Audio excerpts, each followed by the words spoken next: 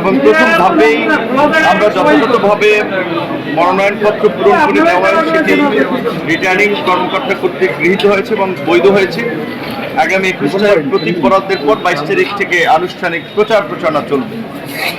আমরা গণ অধিকার পরিষদ, আপনারা জানেন যে বাংলাদেশের রাজনীতির অত্যন্ত একটি কঠিন সময়, যে সময়ে অনেকে রাজনীতি থেকে নিজেকে গুটিয়ে নিয়েছে, অনেকে সমঝোতা করে চলেছে, গা ঢাকা দিয়েছে ফেসিবাদের উত্তাল সময়ে। সেই সময় আমরা গণতন্ত্রের জন্য, গণমানুষের অধিকার আদায়ের জন্য আন্দোলন সংগ্রাম করেছি। সেই আন্দোলন সংগ্রাম করতে গিয়ে অসংখ্যবার হামলার শিকার হয়েছি, আহত হয়েছি, রক্তাক্ত হয়েছি। কিন্তু দেশের স্বাধীনতা, সার্বভৌমত্বকে সুরক্ষা দেওয়া, গণতন্ত্র পুনরুদ্ধার, গণমানুষের অধিকার প্রতিষ্ঠায় কখনোই পিছু পা হয়নি।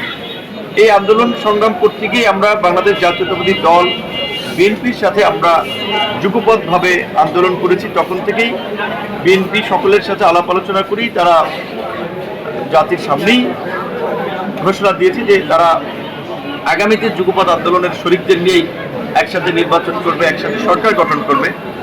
আমরা সেই কমিটমেন্টের জায়গা থেকে অন্তর্বর্তীকালীন সরকারের সময়ও বিএনপির সাথেই ছিলাম। অন্তর্বর্তীকালীন সরকারে আমাদের যাওয়ার সুযোগ থাকলেও আমরা সেটি গ্রহণ করি নাই। বরঞ্চ বাংলাদেশের এই সংকট উত্তরণে আমরা যেটা বারবার বলেছি যে নির্বাচিত একটা গণতান্ত্রিক সরকারই একমাত্র পথ, এবং আমরা আশা করি আগামীতে এই নির্বাচনের মধ্যে দিয়ে যে সরকার গঠিত হবে, সেই সরকার বাংলাদেশকে স্থিতিশীল করে বাংলাদেশে একটা বিনিয়োগ বান্ধব পরিবেশ কায়েম করবে। আপনার কম্পিউটার ও ডিজিটাল মার্কেটের নির্ভরযোগ্য ঠিকানা সোহেল কম্পিউটার আছে সব সময় আপনার পাশে। ঘরে বসেই অর্ডার করুন। সোহেল কম্পিউটার, আপনার আস্থাভাজন প্রতিষ্ঠান। জনসাধারণের নিরাপত্তা নিশ্চিত করবে এবং বাংলাদেশের জনমনে যে আতঙ্ক রয়েছে সেটি দূর করে একটা সুস্থির পরিবেশ নিশ্চিত করবে। এই নির্বাচনে আমরা গণ অধিকার পরিষদ খুব অল্প সময়ের মধ্যে কিন্তু সারা বাংলাদেশে আপনারা দেখেছেন আমাদের একটা কাঠামো আছে, জেলা, উপজেলা, ইউনিয়ন পর্যায়ে। যেহেতু আমরা বিএনপির সাথে আমরা সমঝোতা করেছি, আপনারা জানেন যে এই আগামী সংসদ নির্বাচন হবে উচ্চকক্ষ এবং নিম্নকক্ষ। নির্বাচিত প্রতিনিধিরাও নিম্নকক্ষ, রাজনৈতিক দলসমূহ প্রাপ্ত ভোটের অনুপাতে উচ্চকক্ষের প্রতিনিধিত্ব নিশ্চিত হবে। সেখানেও আমাদের বিএনপির সাথে সমঝোতা হয়েছে। কাজেই আমাদের ওইভাবে হয়তো অন্যান্য আসনে খুব বেশি প্রার্থী থাকবে না। এখন সেক্ষেত্রে মোটা দাগে বলতে গেলে নিম্নকক্ষে বিএনপির সাথে আমাদের দুটো আসনের বিষয়ে সমঝোতা হয়েছে। একটা পটুয়াখালী 3, একটা ঝিনাইদহ 2। ঝিনাইদহ 2 ছিল, সেটা এখন ঝিনাইদহ 4।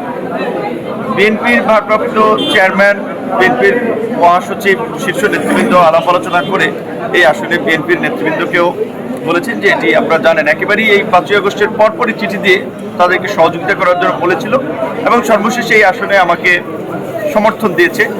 আশা করি বিএনপি যারা করে, যারা বেগম খালেদা জিয়া, জিয়াউর রহমানের আদর্শে বিএনপি করে কিংবা তারেক রহমানের নেতৃত্ব মানে, তাদের তো অবশ্যই দলের বাইরে যাওয়ার সিদ্ধান্ত নেই। এবং অনেকে আছে, দেখা যায় 2-1 ব্যক্তিকে ভালোবেসে দলে আসে, লোকাল নেতৃবৃন্দ। কিন্তু সেই ক্ষেত্রে তারা কেউ দল ত্যাগ করলে বা অন্য দলের নির্বাচন করলে তাদের সাথে 2-4 জন যেতে পারে। কিন্তু বিএনপির বেশিরভাগ নেতাকর্মী ইতিমধ্যে আমার সাথে আলাপ আলোচনা হয়েছে, তারা দলীয় সিদ্ধান্ত মেনে তারা আমাকে সহযোগিতা করবে এমনটি আশ্বস্ত করেছে। সেক্ষেত্রে আমি খুব বেশি চ্যালেঞ্জ দেখি না। তবে এখানে বিশেষ করে আমি সোশ্যাল মিডিয়াতে সামাজিকভাবে চরিত্র হননের কিছু প্রচেষ্টা দেখতে পাচ্ছি। কারণ আপনারা জানেন যে আমরা বাংলাদেশে যখন রাজনীতি করেছি, আমরা একটা শান্তশিষ্ট একটা নতুন ধারা রাজনীতির কথা বলছি। কাজে আমি তো কারো মাথায় বাড়ি দিইনি, কারো জমি দখল করতে যাইনি, কারো উপরে হামলা করে নেই, মামলা দিইনি। আমি এই এলাকায় এসেও কিন্তু হামলার শিকার হয়েছিলাম 28 বছর পরে ডাকসুর বিপি হয়ে। আমি কিন্তু 5ই আগস্টের পরেও কারো বিরুদ্ধে কোনো প্রতিশোধ নেইনি এবং এই পটুয়াখালী জেলায় গলাচিপা থানায় কোনো জায়গায় কাউকে মামলা করে কাউকে ধরাই নেই, পুলিশকে বলিনি অমুককে ধরেন, এটা আমি করি নাই। কারণ এই প্রতিহিংসার রাজনীতি আমি পছন্দ করি না। কিন্তু আমার নামে নানান ধরনের প্রপাগান্ডা ছড়ানো হচ্ছে, সেই বিষয়ে যারা ছড়াচ্ছেন তাদেরকে আমি সতর্ক করে দিয়ে বলতে চাই যে নির্বাচন কমিশনের কিন্তু বিধান আছে, প্রার্থীদের বিরুদ্ধে যদি নেতিবাচক প্রচারণা চালানো হয় কিংবা প্রপাগান্ডা চালানো হয় তাহলে আইসিটি আইনে তাদের বিরুদ্ধে ব্যবস্থা নেওয়ার বিধান আছে। তো কাজে আমরা আইডিগুলো চিহ্নিত করে রাখছি।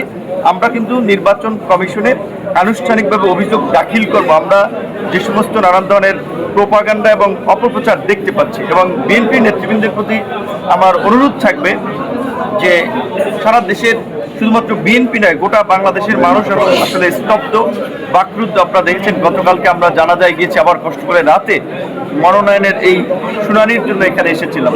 বিএনপি নেতৃবৃন্দের প্রতি আমার এটাই আহ্বান থাকবে যে যারা দল করেন, দলের এই কঠিন মুহূর্তে তারেক রহমান 17 বছর পরে দেশে এসেছেন, অবশ্যই আপনারা ওনার সাথে থাকবেন, ওনার নির্দেশনা মেনে চলবেন। এবং যেহেতু বিএনপির পক্ষ থেকে আসলে আমাকে সমর্থন দেওয়া হয়েছে, আশা করি আপনারা আমাকে সহযোগিতা করবেন।